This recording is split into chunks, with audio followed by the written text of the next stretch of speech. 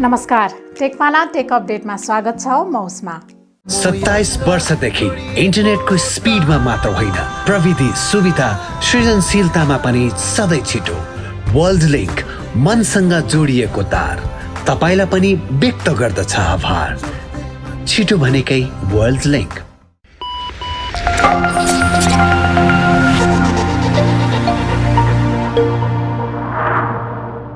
Update सुरु गरौँ। Mobile सेवा प्रदायकले पुरानै प्याकेज नयाँ अफरको रूपमा दोहोर्याउन नपाउने सम्बन्धी समाचारबाट। अब मोबाइल सेवा प्रदायक कम्पनीहरूले पुरानै अफर दोहोर्याउन नपाउने भएका छन्। नियामक दूरसञ्चार प्राधिकरणले सेवा प्रदायकले विभिन्न किसिमका अफर लागू गर्दा पालना गर्नुपर्ने शर्त बन्देज सम्बन्धी व्यवस्थाको मस्यौदा मार्फत यस्तो प्रस्ताव अघि सारेको हो। सरकारवालाहरूबाट परामर्श तथा सल्लाह सुझाव सङ्कलन गर्ने गरी सार्वजनिक उक्त मस्यौदाले चाडबाड र प्रवर्तनात्मक गरी अफरलाई 2 भागमा विभाजन गरेको छ, जसको बुँदा नम्बर 5 र 6 ले त्यस्ता अफर दोहोर्याउने प्रवृत्तिमाथि रोक लगाउने प्रावधान गरेको छ। बुँदा नम्बर 5 मा फेस्टिभल अफर सञ्चालन गर्दा उपभोक्ताले थप सहुलियत तथा थप सुविधा नपाउने भएमा उक्त प्रोडक्ट तथा प्याकेज फेस्टिभल अफरको रूपमा पुनः सञ्चालन गर्न नपाउने उल्लेख छ। त्यस्तै अर्को बुँदामा प्रमोसनल अफर पुनः लागू गर्नुपर्ने भएमा सम्बन्धित सेवा प्रदायकले समयमै सम्बन्धित प्याकेज तथा प्रोडक्टको शुल्क तथा महसुल दर नियमित स्थायी स्वीकृतिका लागि निवेदन दिनुपर्ने भनिएको छ।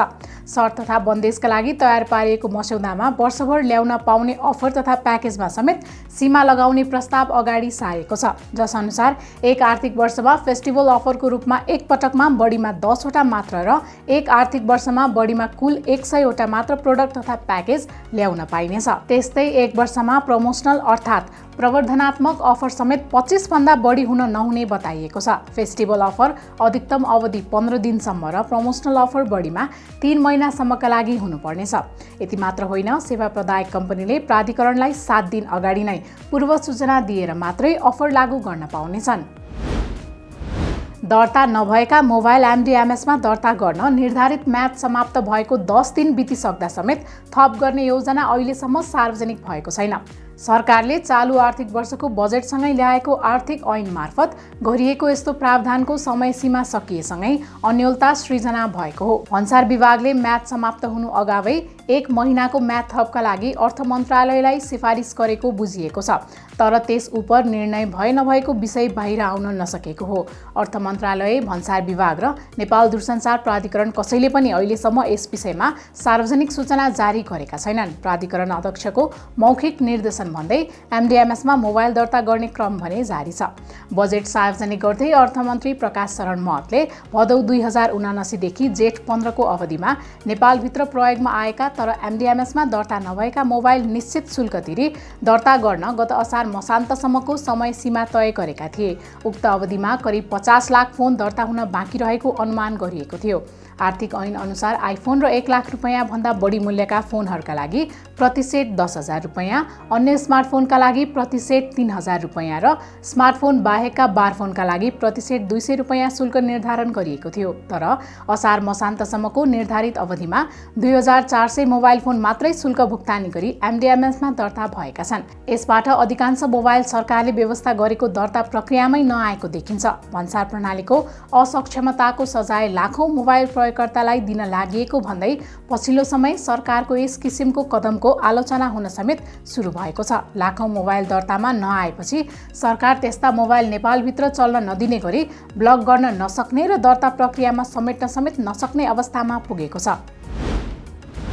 एनआइसी एसिया ब्याङ्कले क्युआर कोड मार्फत भएका भुक्तानीको जानकारी आवाजबाटै प्राप्त हुने फिचर सहितको स्मार्ट अडियो अलर्ट डिभाइस सार्वजनिक गरेको छ। ब्याङ्कको क्युआर कोड भुक्तानीमा मर्चेन्ट तथा ग्राहकको विश्वसनीयता बढाउन यस्तो उपकरण ल्याएको हो। यससँगै ब्याङ्कको क्युआर सिस्टममा आबद्ध भएका मर्चेन्टले आफ्ना सेवाग्राहीबाट उक्त प्रणालीमा भुक्तानी लिँदा एसएमएस वा इमेल अलर्टका साथै अब यो डिभाइस मार्फत आवाजबाटै भुक्तानी प्राप्त भएको पुष्टि गर्न सक्नेछन्। ब्याङ्कले नेपाल क्लियरिङ हाउस लिमिटेडसँगको सहकार्यमा यो उपकरण ल्याएको हो, जसमा नेपाल पे क्युआरबाट भुक्तानी गर्दा मौखिक जानकारी प्राप्त हुनेछ भने निकट भविष्यमा अन्य भुक्तानी नेटवर्कबाट भुक्तानी गर्दा समेत त्यस्तै सूचना दिने व्यवस्थाको तयारी छ। क्युआर कोडमा आधारित भुक्तानीको तत्काल प्रमाणीकरण गरेर हजारौं मर्चेन्ट तथा लाखौं ग्राहकबीच डिजिटल भुक्तानीमा विश्वसनीयता कायम गर्न यसले मद्दत गर्ने ब्याङ्कले जनाएको छ। साथै समग्र डिजिटल भुक्तानीलाई प्रोत्साहन गर्न यो डिभाइस क्रान्तिकारी साबित हुने समेत विश्वास लिइएको छ। केबल टेलिभिजन वितरकहरूको स्वार्थमा ल्याइएको कानुनले नेपालमा ओटिटी एपको बजार धराशायी बनेको छ। तत्कालीन शेरबहादुर देवा सरकारले फागुन 2078मा जारी गरेको राष्ट्रिय प्रसारण नियमावलीको 11औं संशोधनले यस्तो समस्या ल्याएको हो।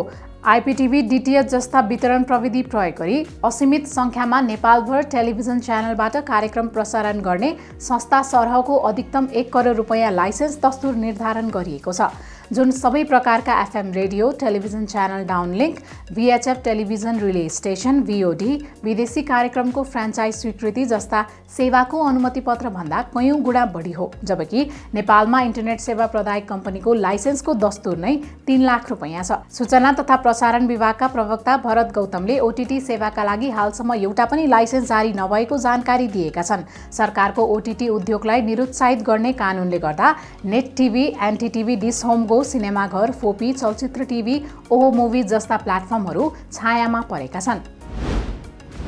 सरकारी डेटा सेन्टर सहित राष्ट्रिय सूचना प्रविधि केन्द्र एनआईटीसीले सञ्चालन गर्दै आएका काम सूचना प्रविधि विभाग मार्फत ल्याउन अझै समय लाग्ने भएको छ। यसअघि साउन 1 देखि केन्द्रका कार्यजिम्मेवारी विभागमा सार्ने भनिए पनि सांगठनिक संरचना तथा व्यवस्थापनको खाका तयार नहुँदा ढिलाइ हुने भएको हो। जनशक्ति व्यवस्थापनका लागि ओएमएनको काम भइरहेको र नयाँ संरचना सहित सञ्चालनमा 2 देखि 3 महिनासम्म समय लाग्न सक्ने सञ्चार तथा सूचना प्रविधि मन्त्रालयका सहसचिव एवं प्रवक्ता नेत्र प्रसाद सुवेदीले जानकारी दिएका छन्।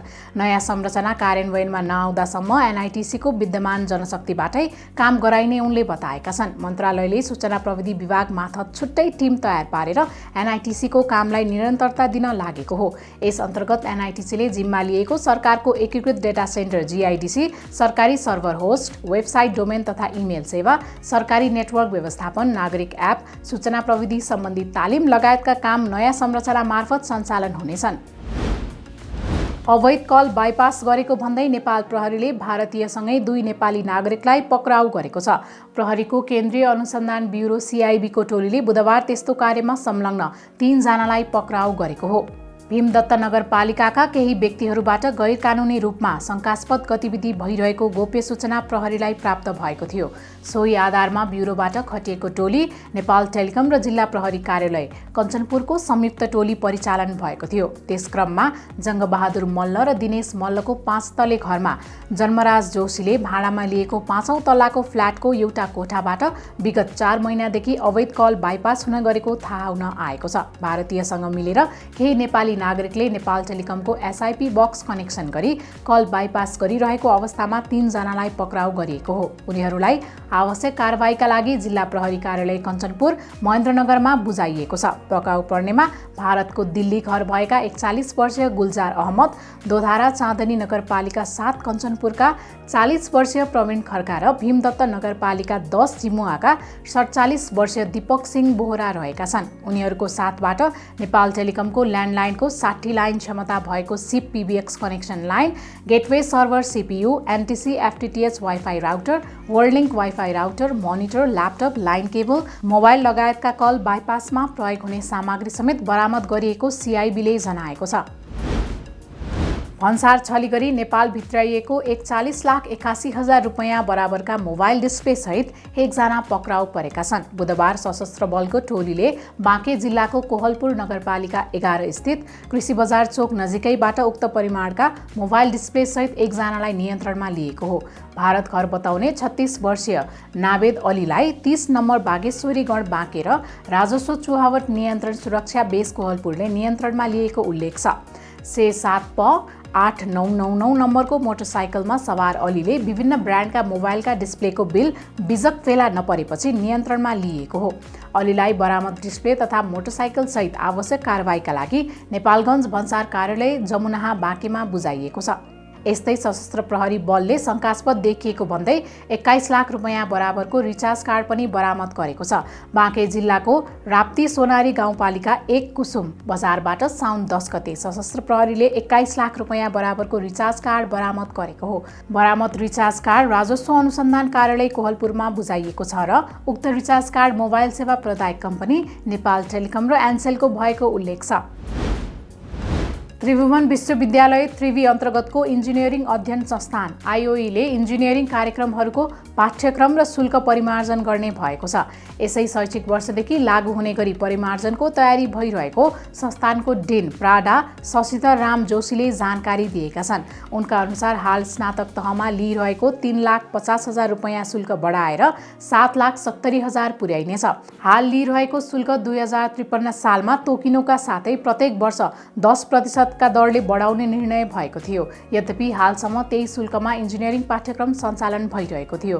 तर त्रिवीले सहयोग नगर्ने र हालको शुल्कबाट क्याम्पस चलाउनै नसकिने अवस्था आएपछि बढाउनु परेको डिन प्राडा जोशीले बताएका छन्। शुल्क परिमार्जन गर्न आइओईले सुशील बजाचार्यको संयोजकत्वमा अध्ययन समिति गठन गरेको थियो। समितिले तयार पारेको रिपोर्टको आधारमा शुल्क बढाउन लागि हो। साथै आउँदो वर्षहरूमा कति प्रतिशतले सो शुल्क बढाउने भनेर निर्णय भइ नसकेको उनको भनाइ छ। त्यस्तै हाल सञ्चालनमा रहेका विभिन्न इन्जिनियरिङ विषयहरूका परिमार्जित पाठ्यक्रम पनि आइओईले यसै नयाँ शैक्षिक सत्रबाट लागू गर्ने तयारी गरेको छ।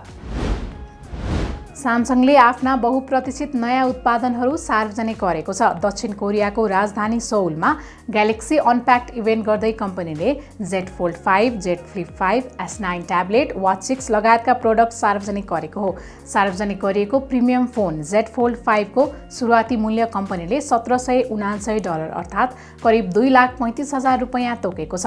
फोनमा बाहिरी डिस्प्ले 6.2 इन्चको र भित्री डिस्प्ले 7.6 इन्चको रहेको छ। त्यस्तै 120 हर्जको रिफ्रेश रेट दिएको छ। यो फोनमा क्वालकमको स्न्यापड्रागन 8 जेन 2 चिपसेट प्रयोग गरिएको छ। यसमा कम्पनीले 4400 mAh क्षमताको ब्याट्री उपलब्ध गराएको छ। यसमा 10 मेगापिक्सलको टेलिफोटो क्यामेरा, 50 मेगापिक्सलको वाइड एङ्गल क्यामेरा र 12 मेगापिक्सलको अल्ट्रा वाइड क्यामेरा रहेको छ। त्यस्तै यसमा 10 मेगापिक्सलको कभर क्यामेरा र 4 मेगापिक्सलको अन्डर डिस्प्ले सेल्फी क्यामेरा छ। यस्तै जेड फ्लिप 5 फोन पनि सार्वजनिक भएको छ। यसअघिको जेड फ्लिपमा बाहिरको स्क्रिन केही सानो थियो भने फ्लिप 5 मा कम्पनीले बाहिरी 3.4 इन्च स्क्रिन उपलब्ध गराएको छ। उक्त स्क्रिनबाट फोनलाई फ्लिप नगरी बाहिरबाटै क्विक सेटिङ प्रयोग गर्न सकिन्छ।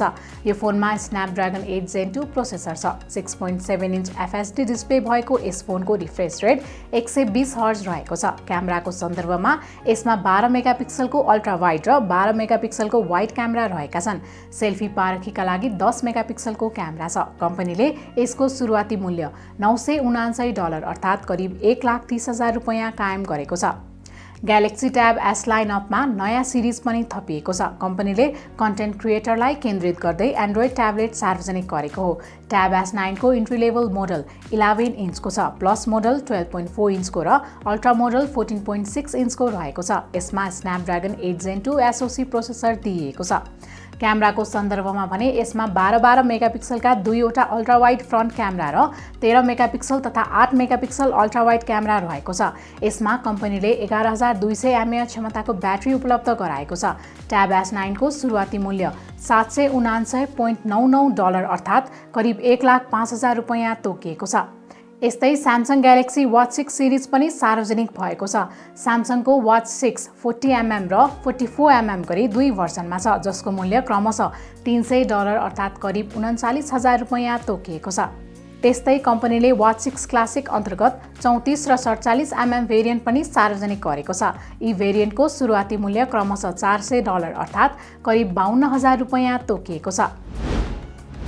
अन्ततः ओपनएआईको भाइरल एआई च्याटबट च्याटजीपीटी एन्ड्रोइडमा पनि उपलब्ध भएको छ। यसअघि एप स्टोरमा आइसकेको एप गुगल प्ले स्टोरमा कमिङ सुनमा राखिएको थियो। एन्ड्रोइडमा एप आइसकेको भए पनि सुरुवाती चरणमा सबै प्रयोगकर्ताले यसलाई प्रयोग गर्न पाउने छैनन्। अमेरिका, भारत, ब्राजिल र बङ्गलादेशका एन्ड्रोइड प्रयोगकर्ताले मात्र पहिलो चरणमा च्याटजीपीटी चलाउन पाउनेछन्। ओपनएआईका अनुसार आगामी हप्ता अन्य देशबाट पनि एप डाउनलोड गर्न सकिनेछ। अमेरिकामा पहिलो पटक iOSमा उपलब्ध भएको यो एप त्यसको करिब 1 सातापछि विश्वभर iOSमा सार्वजनिक भएको थियो। अन्य देशहरूबाट भने प्ले स्टोरमा रहेको ओपनएआईको एप रजिस्टर गर्न सकिन्छ। रजिस्टर गरिसकेपछि भने एप उपलब्ध भइसकेपछि प्रयोगकर्तालाई मेल वा नोटिफिकेसन आउनेछ। सामाजिक सञ्जाल फेसबुकले मासिक 3 अर्ब सक्रिय प्रयोगकर्ताको आँकडा पार गरेको छ। बिहिबार मेटाले सार्वजनिक गरेको त्रैमासिक प्रतिवेदनमा यस्तो तथ्याङ्क देखिएको हो। पछिल्लो समय फेसबुक युवा वर्गमा त्यति लोकप्रिय छैन, जसले गर्दा कम्पनीले सक्रिय प्रयोगकर्ता भनी सार्वजनिक गरेको सङ्ख्यामा विश्लेषकहरूले आशंका व्यक्त गरेका छन्। मेटाका अन्य सामाजिक सञ्जालका प्लेटफर्महरू व्हाट्सएप, इन्स्टाग्राम, मेसेन्जर र थ्रेड्समा कुल 3.88 अर्ब मासिक सक्रिय प्रयोगकर्ता छन्। यो सङ्ख्या विश्वको आधा जनसङ्ख्या जति हो। मेटाले सार्वजनिक गरेको रिपोर्ट अनुसार फेसबुकमा दैनिक सक्रिय प्रयोगकर्ताको सङ्ख्या 2 अर्ब 6 करोड 40 लाख रहेको छ। यता गत त्रैमासिकमा फेसबुकमा दैनिक सक्रिय प्रयोगकर्ता 2 अर्ब 3 करोड 70 लाख थिए। पछिल्लो समय छोटा भिडियो सेयर गर्ने प्लेटफर्म टिकटकको चर्चा बढेपछि मेटाले त्यससँग प्रतिस्पर्धा गर्दा फेसबुक र इन्स्टाग्राममा रिल फिचर ल्याएको थियो। मेटाका प्रमुख कार्यकारी अधिकृत CEO मार्क जुकरबर्गका अनुसार ती प्लेटफर्मका रिल्समा दैनिक 200 अर्ब प्ले हुन्छ। जुकरबर्गका अनुसार हालै सार्वजनिक भएको थ्रेड्स एप पनि लोकप्रिय भइरहेको छ। थ्रेड्स सार्वजनिक भएको 5औं दिनमा 10 करोड प्रयोगकर्ता पाउने इतिहासकै पहिलो एप समेत भएको थियो। जुकरबर्गका अनुसार पछिल्लो त्रैमासिकमा कम्पनीको आम्दानी 11%ले बढेको छ। पहिले twitter.com को रूपमा चिनिने सामाजिक सञ्जालको साइट x.com माथि इन्डोनेसियाले प्रतिबन्ध लगाएको छ। इन्डोनेसियाको सञ्चार तथा सूचना मन्त्रालयले अनलाइन पोर्नोग्राफी तथा जुवामा पर्ने भन्दै x.com माथि प्रतिबन्ध लगाएको हो। उक्त डोमेन इन्डोनेसियाको अश्लीलता एवं जुवा सम्बन्धी नियम विपरीत प्रयोग भएको भन्दै त्यसमाथि प्रतिबन्ध लगाएको मन्त्रालयको भनाइ छ। मन्त्रालयका निर्देशक उस्मान कुनसङका अनुसार सरकारले कम्पनीलाई साइटको बारेमा स्पष्ट पार्न सम्पर्क गरेको छ। स्थानीय सञ्चार माध्यमका अनुसार अहिले इन्डोनेसियाका प्रयोगकर्ताले ट्विटर प्रयोग गर्न पाइरहेका छैनन्। इन्डोनेसियामा ट्विटरका 2 करोड 40 लाख बढी प्रयोगकर्ता छन्। ट्विटरका मालिक एलन मस्कले हालै माइक्रो ब्लगिङ प्लेटफर्मलाई एक्समा रिब्रान्ड गरेका थिए। रिब्रान्ड भएसँगै प्लेटफर्मको नाम र लोगो परिवर्तन भएको छ। बेलायतमा एप्पल विरुद्ध 1500 बढी एप डेभलपरले मुद्दा हालेका छन्। एप स्टोरमा शुल्क अत्याधिक तथा अनुचित भएको भन्दै एप्पल विरुद्ध द कम्पिटिसन अपिल ट्रिब्युनलमा मुद्दा दर्ता भएको छ। प्राध्यापक तथा अर्थशास्त्री सेन एनिसले 1567 डेभलपरहरूको तर्फबाट 785 मिलियन पाउन्ड 1 खर्ब 31 अर्ब रुपैयाँ बढीको क्षतिपूर्ति दाबी गर्दै मङ्गलबार मुद्दा दायर गरेका छन्।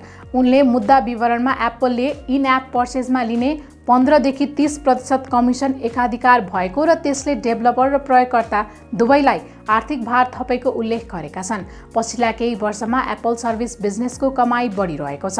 यस अन्तर्गत एप स्टोर पनि पर्छ, जसबाट मात्रै एप्पलले एक त्रैमासिकमा 20 अर्ब डलर बढी कमाई गर्ने बताइन्छ। यता एप्पलले भने 15% कमिसन सामान्य भएको तर्क गर्ने गर्छ।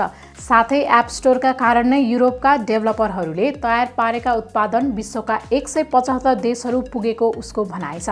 बेलायतमा परेको मुद्दाको सन्दर्भमा भने एप्पलले कुनै प्रतिक्रिया जनाएको छैन, तर यस मुद्दाले कम्पनीको एप स्टोर शुल्क र अभ्यासहरूलाई कानुनी चुनौती दिएको विश्लेषण गरिएको छ। अन्तरिक्षमा यौन सम्पर्कबारे खोज अन्वेषण गर्नुपर्ने विज्ञहरूले बताएका छन्। नासाले अन्तरिक्षमा यौन सम्बन्धमाथि स्पष्ट रूपमा प्रतिबन्ध लगाएको छैन, तर नासाको अन्तरिक्ष यात्री आचार संहिताले विश्वासको सम्बन्ध र व्यावसायिक स्तरहरू सधैँ कायम राख्न आग्रह गरेको छ। त्यसमाथि नासाले विवाहित जोडीलाई सँगै अन्तरिक्ष जानबाट प्रतिबन्ध लगाएको छ। यसको कारण उनीहरूबीच अन्तरिक्षमै यौन सम्पर्क हुन्छ भन्ने चिन्ता भन्दा पनि उनीहरू जुन मिसनले अन्तरिक्षमा जान्छन् त्यसमा ध्यान केन्द्रित गर्न नसक्लान् कि भन्ने चिन्ताले हो। अन्तरिक्ष पर्यटनको अवधारणा अगाडि बढेसँगै अन्तरिक्षमा यौन सम्पर्कबारे अध्ययन हुनुपर्ने विज्ञहरूको तर्क छ। यद्यपि अन्तरिक्षमा यौन सम्बन्ध पृथ्वीमा जस्तो सजिलो हुने छैन। कम गुरुत्वाकर्षण बलले गर्दा अन्तरिक्ष यात्रीहरू भौतिक रूपमा सँगै हुन सक्दैनन्। साथै शरीरमा हुने रक्त सञ्चारलाई समेत त्यसले असर गर्न सक्ने अध्ययनहरूले देखाएको छ।